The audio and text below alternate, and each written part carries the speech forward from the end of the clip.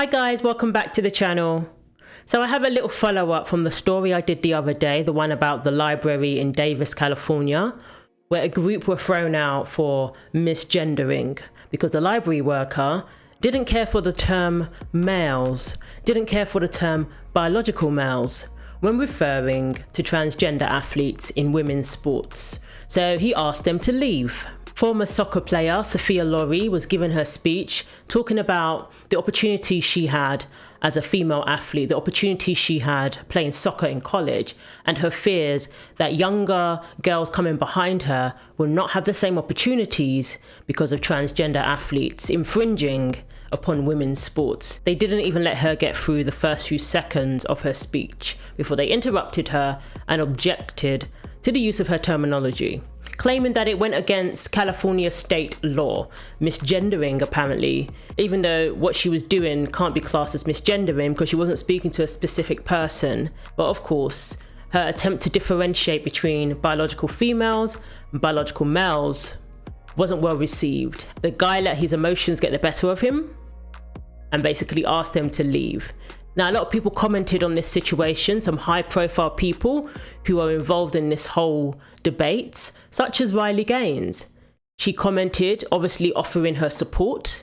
And now, for some reason, some certain woke outlets, or one in particular, have decided that her commenting on this story has led to a so-called bomb threat at the library.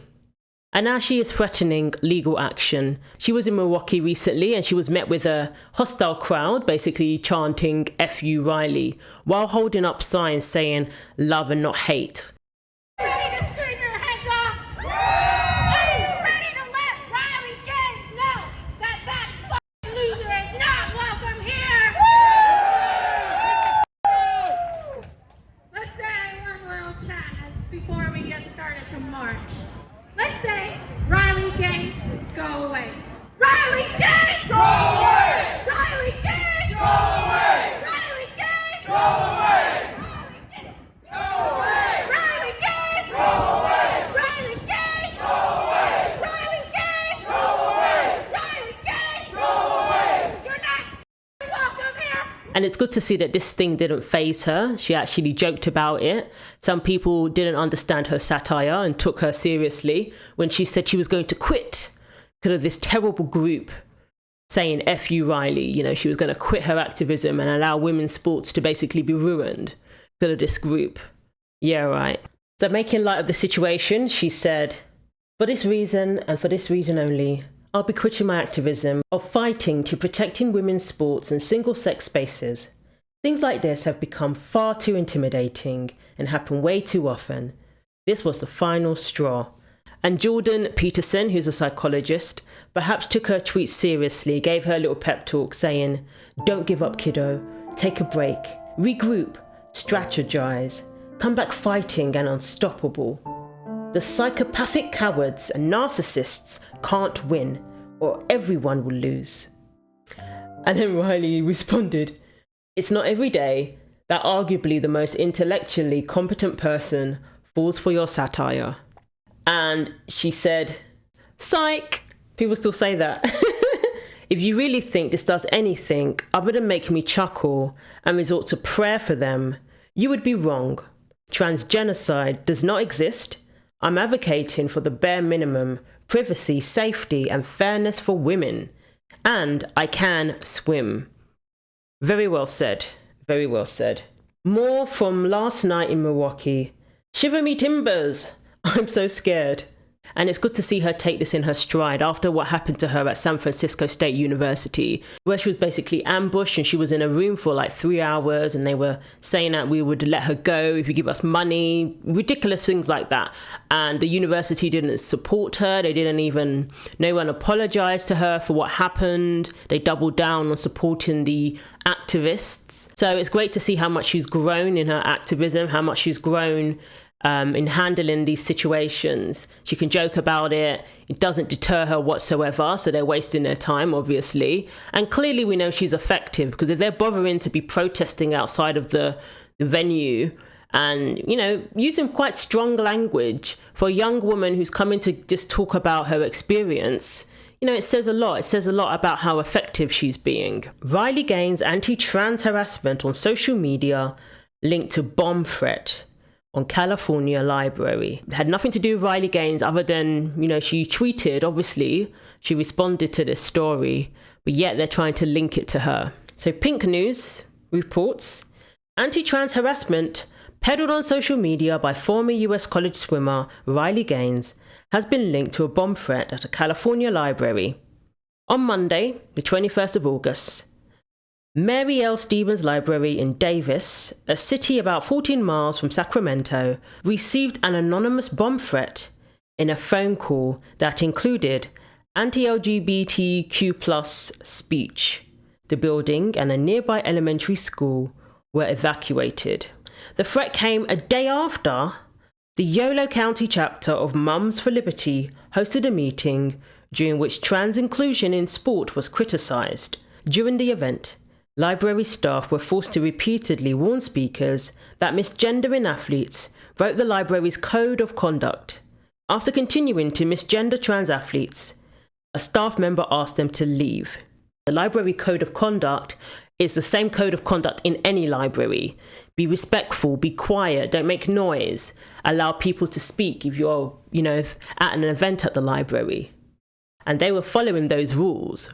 But because they used the term male and biological male, the library worker lied to them and told them that they were breaking California state law.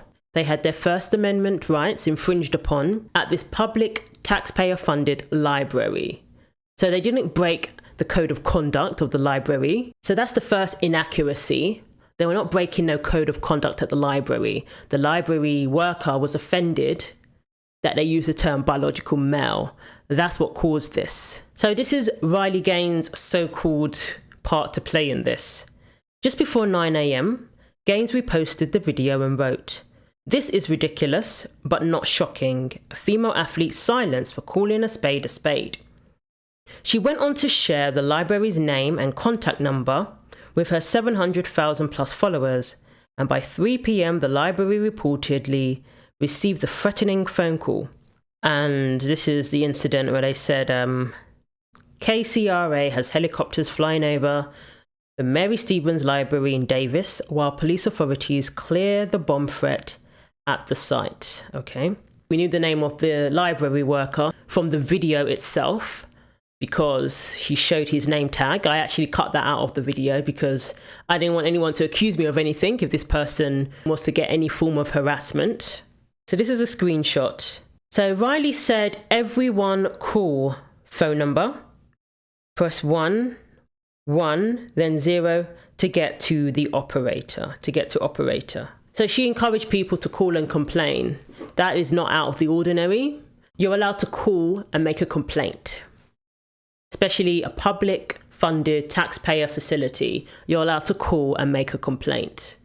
So Libs of TikTok, Chaya Ratchik, she posted something that she had received in her DMs, basically saying, linking her to a bomb threat. It seems to be a common theme. I remember when Target had their issues, there was reports of bomb threats, and they were linking it to conservatives, even though, from what I remember, some of these actually came from radical leftists. Because Target took down some of their Pride-related merchandise, there were people who weren't happy about it. Hello, this is Caitlin Deggs with News on 6 in Tulsa, Oklahoma. I was wondering if your account had a comment on a Tulsa elementary school having 3 days of bomb threats that the districts say could be connected to a TikTok by your account. Thank you. And again, all Libs of TikTok does is repost the content that liberals have put out there themselves. So obviously there's a common theme here. Linking bomb threats to conservatives who post something on social media, who don't encourage people to go out and do anything like that. They've now been linked to a bomb threat. AOC linked Libs of TikTok to a bomb threat at Boston Hospital. And this is also mentioned in this article. And she filed a complaint because there was absolutely no evidence that it was linked to her TikTok account. There was absolutely no evidence that she encouraged or incited violence in any way. But yet in Congress, AOC had the nerve to say that she was the reason for this bomb threat. And she confronted her about it. She confronted her about it in person, and it was great to see. Deliver an ethics complaint to your office because you lied about me in a committee hearing. Yeah, no, so actually, I never inspired a bomb threat. no, you're actually super transphobic, and I never want to share space with you. Thank you. So that was awkward. She didn't realize who that was. And of course, when she was confronted, she just called her transphobic and walked off. She never backed up what she claimed in Congress and told her to her face that you did cause a bomb threat. And quite rightly, Libs of TikTok issued a complaint about this. So that was another unsubstantiated claim linking someone's social media to bomb threats. And again, these bomb threats could come from anywhere. From people on the right, from people on the left, from people playing a prank. They never seem to confirm where these bomb threats came from and what political affiliations they have. So Riley Gaines responded to the article, calling out Pink News, saying, "This is libel and character assassination. You are the only one inciting violence and outrage by this post. But I understand that's the goal. Did you not learn anything from the last time you were sued?" Wow, so they've been sued before. "Don't worry about changing the article. It's already been screenshotted. Lawyer up." Yeah, I screenshotted it too, because I had a feeling they may change it. And in response to Libs of TikTok, who posted that screenshot of a DM she received, Libs of TikTok said, "Hi, we're going to accuse you of being responsible for a bomb threat. Any comment?" And again, seems like a common occurrence. Riley said, well, clearly someone doesn't have it straight because Pink News told me that I was the one responsible. Libelous accusations all round. Yeah, it doesn't sound like she received any DM pre-warning her about this article. And maybe they reposted it again, because Riley said, "Doubling down on a sinking ship by posting this libelous garbage again. You mention at the bottom of your article you contacted me for comment, which is a lie. So here's your comment to take back to the publisher. Get your lawyers ready." Good. They will accuse people of all sorts and demonize people who happen to have a different perspective to them. Now, this is somebody who had to compete against a 6'4" man and be told that she has to be okay with this person undressing in front of her. So if she wants to give her perspective and say how that made her feel, she has every right to do that. But people like the guy in the library, like this silly woke outlet, feels that women don't have the right to do that.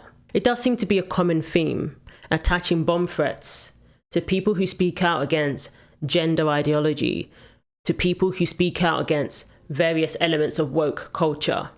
Apparently, bomb threats just follow them wherever they go. So we have people sticking up for Riley Gaines. Ollie London said, "I hope Riley sues your fake news website and gets you shut down for defamation." Paula said, "Y'all posted this again. What, the first time didn't go over the way you wanted it? I guess we all just know you stand for libel and are only trying to get clicks and likes. Look, there's two genders, that's it. It's not rocket science." Very well said. "I'm looking forward to the downfall of penis news." I hope Riley Gaines takes you to the cleaners in her lawsuit. And Libs of TikTok, join her. Yes. Too late to increase your liability insurance. You're effed. This is on their page. So good to see her hanging out with Paula, another former swimmer.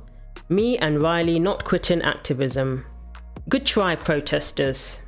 So do you think Riley is going to go ahead and sue this news outlet? And what do you think the outcome is likely to be? So let me know what you think. Thanks for watching. Take care of yourselves, and God willing, I will see you in the next video.